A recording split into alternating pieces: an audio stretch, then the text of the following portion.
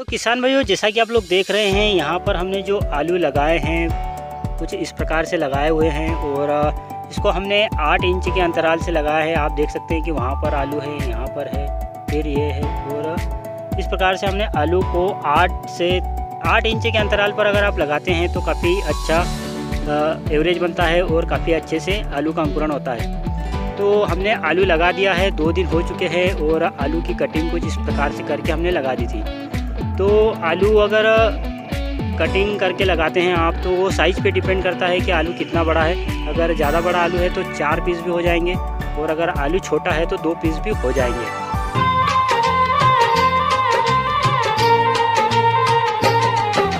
किसान भाइयों नमस्कार, मैं हूं आपका दोस्त राकेश कुशवाहा। आप देख रहे हैं एग्रीकल्चर स्टार यूट्यूब चैनल और आज हम एक नया वीडियो लेकर आपके लिए आए हैं और आज हम आपको आलू की खेती के बारे में जानकारी देंगे।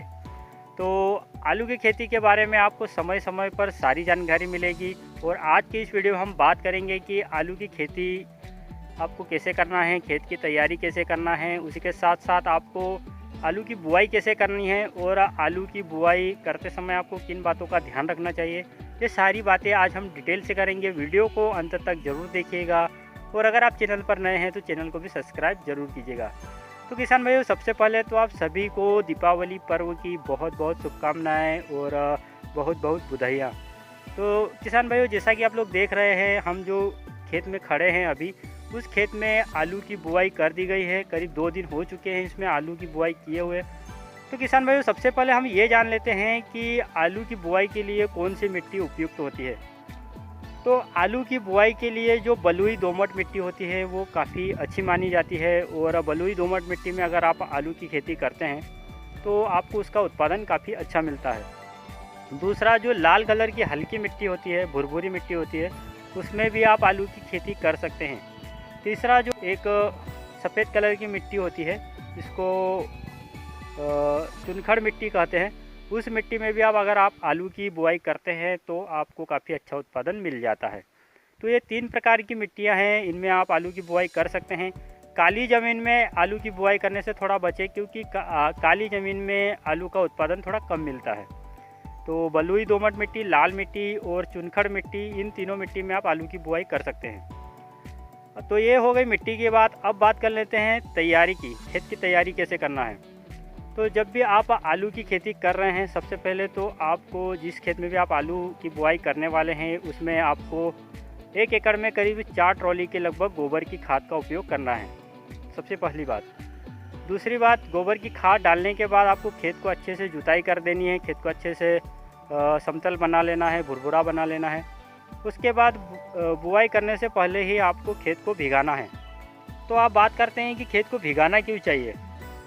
तो खेत को भिगाना क्यों चाहिए? खेत को हम इसलिए भिगाते हैं क्योंकि सूखे खेत की अपेक्षा गीले खेत में हम आलू लगाते हैं तो जो आलू के अंकुरण का खतरा होता है, यानी कि अगर आप सूखे खेत में आलू लगाएंगे और पानी दे देंगे तो उसमें आलू का जर्मिनेशन हो वो काफ़ी मुश्किल होता है। कुछ आलू सड़ जाते हैं, कुछ आलू का अंकुरण ही नहीं हो पाता है।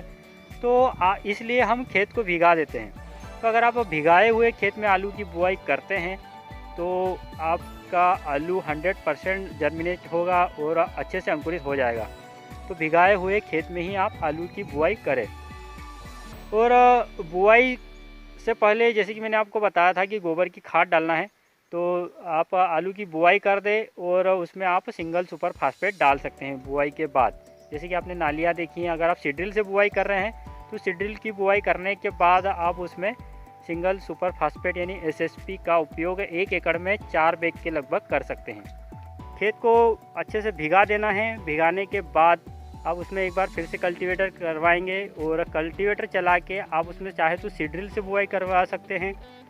तो अगर आप सीड्रिल से बुआई करते हैं तो आप उसमें बेड भी बनवा सकते हैं या फिर इस प्रकार से नालियाँ भी बनवा सकते हैं। अगर आप छोटे किसान हैं और सीड्रिल से नहीं बुआई करना चाहते तो आप अपने घर पर जो बैल पशु होते हैं उनसे भी आप हल चलाकर ही डायरेक्ट नालियाँ बनाकर उसमें आलू की बुआई कर सकते हैं। तो 2 विधि से आप आलू की बुआई कर सकते हैं। अब आलू को लगाना कैसे है ये जान लेते हैं। तो आलू साइज़ पर डिपेंड करता है कि आपको किस प्रकार से लगाना है। अगर आलू का साइज़ बड़ा है तो आप उसको काट लें और करीब उसके 3 या 2 पीस कर ले। जैसा कि मैंने आपको अभी दिखाया, वो जो आलू आपने देखे जो छोटे साइज़ के हैं, उनके 2 पीस किए हुए हैं। तो ज़्यादा बड़ा आलू अगर है तो आप उसके 4 पीस भी कर सकते हैं। अगर छोटा आलू है तो उसके 2 पीस करिए, और अगर बिल्कुल छोटा आलू है तो आप उसको बिना कटाई के ही लगा सकते हैं। तो आलू लगाने से पहले इस बात का भी आपको ध्यान रखना है, और आलू लगाने से पहले आलू को अच्छे से उपचारित करना है। चाहे आप मैनकोजेब मेटालिक सील से कर ले, या फिर आप चाहे तो किसी कल्चर से कर ले, तो आप किसी भी प्रकार के पाउडर से आलू को अच्छे से उपचारित कर ले। तो किसान भाइयों, अब हम जान लेते हैं कि आलू की बुआई का सबसे सही समय कौन सा है और किस समय में आलू की बुआई करनी चाहिए। तो ज़्यादातर किसान भाई जल्दबाजी में रेट के चक्कर में आलू की बुआई जल्दी कर देते हैं, और आलू का जर्मिनेशन नहीं हो पाता है, और उनका आलू का प्लॉट और जो बीज की लागत थी वो लागत सही, तो उनका प्लॉट फेल हो जाता है। तो जब भी आप आलू की खेती करें या कोई भी खेती कर रहे हो तो थोड़ा धैर्य बना कर रखें। समय आने पर, मौसम फसल के अनुकूल होने पर ही किसी भी फसल की बुआई करें। तो आलू की बुआई आप अक्टूबर के बाद कर सकते हैं। अक्टूबर जैसे ही शुरू होता है आप आलू की बुआई कर सकते हैं। कुछ किसान भाई सितंबर में ही बुआई कर देते हैं। तो सितंबर में अगर आलू की बुआई के लिए समय आप देखिए कि समय क्या है, मतलब जैसे कि ठंडी मौसम ठंडा होना चाहिए, तो आलू की बुआई के लिए मौसम ठंडा होना चाहिए।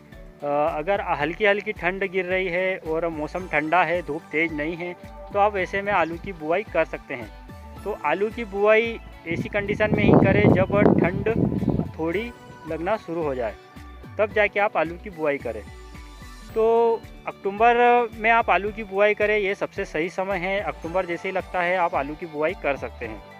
तो अब हम जान लेते हैं आलू को लगाने की विधि। तो आलू को कितने डिस्टेंस पर लगाना है ये भी हम थोड़ा जान लेते हैं। तो आपको आलू जब भी लगाना है तो आलू से आलू की जो दूरी होगी, यानी आलू से ये जो आलू है इसकी जो दूरी होगी वो 8 इंच के लगभग होगी। आप जैसा कि देख रहे हैं यहाँ पर हमने आलू रखा है, और आप देख रहे हैं कि आलू इस प्रकार से अंकुरित होना शुरू हो चुके हैं। तो यहाँ पर आलू है और यहाँ पर आलू है, इस प्रकार से इसकी भी हमने कटिंग करी थी, और यहाँ पर भी आलू है। तो इस प्रकार से आपको आलू से आलू की दूरी 8 इंच के लगभग रखना है। और आलू में जो क्यारियों से क्यारियों की दूरी होगी, यानी कि यहाँ पर आलू है और यहाँ पर आलू है। इस बेड पर भी आप आलू देख रहे हैं, इस उभरे हुए बेड पर भी आप आलू देख रहे हैं, इधर उभरे हुए बेड पर भी आलू देख रहे हैं। तो ये जो बीच का डिस्टेंस है ये 2 फीट का है। तो आलू से आलू की दूरी 8 इंच 10 इंच रखना है, और बेड से बेड की दूरी यानी क्यारी से क्यारी की जो दूरी होगी वो 2 फीट के लगभग होगी। तो इस प्रकार से हमें आलू की बुआई कर देनी है। तो किसान भाइयों, अगर आप ये भी जानना चाहते हैं कि 1 एकड़ में आलू कितना लगता है, उसमें फर्टिलाइज़र कितना आता है, खर्चा कितना लगेगा, तो उसके लिए हमने एक वीडियो पहले ही बनाया हुआ है, आप आई बटन में देख सकते हैं। उसमें हमने सारी जानकारी दी थी कि आलू में कितना खर्चा लगता है, कितना बीज लगता है, और आप अगर उसमें खेती करते हैं तो आपको मुनाफा कितना प्राप्त होगा, ये भी हमने पूरा डिटेल से जानकारी दी है। आप आई बटन में चाहे तो जाकर देख सकते हैं। तो किसान भाइयों, जैसा कि मैं हर खेती के बारे में आपको जानकारी दे रहा हूँ, जैसे कि मैंने अदरक के बारे में भी आपको समय समय पर बिल्कुल पार्ट बाय पार्ट आपको वीडियो दिए हैं कि पहले भाग में आपको बुआई की विधि बताई, और उसके बाद आने वाले समय में जैसे हम खेती करते गए हैं वैसे ही आपको पार्ट के द्वारा खेती की जानकारी मिलती रही है। तो आलू के बारे में भी हम इसी तरह आपको जानकारी देते रहेंगे। जैसा कि आपने अभी देखा, यह पहला पार्ट था, और इसमें हमने आपको बुआई की विधि और बुआई कैसे करना है, मिट्टी कैसी है, इसके बारे में जानकारी दी थी। तो अगले वीडियो में हम जानेंगे कि किस प्रकार से आने वाले समय में आपको इसमें दूसरा पानी कब लगाना है, और आगे आपको खाद कौन से यूज़ करने हैं, उसी के साथ साथ आपको क्या क्या काम करने हैं, सारी जानकारी आपको आगे आने वाले पार्ट में मिल जाएगी। अगर आपको वीडियो अच्छा लगा हो तो वीडियो को लाइक कीजिएगा, और अगर आप आने वाले पार्ट अच्छे से देखना चाहते हैं तो चैनल को सब्सक्राइब भी ज़रूर कीजिएगा। चलिए किसान भाइयों, मिलते हैं अगले वीडियो में, तब तक के लिए अलविदा। जय जवान जय किसान, धन्यवाद।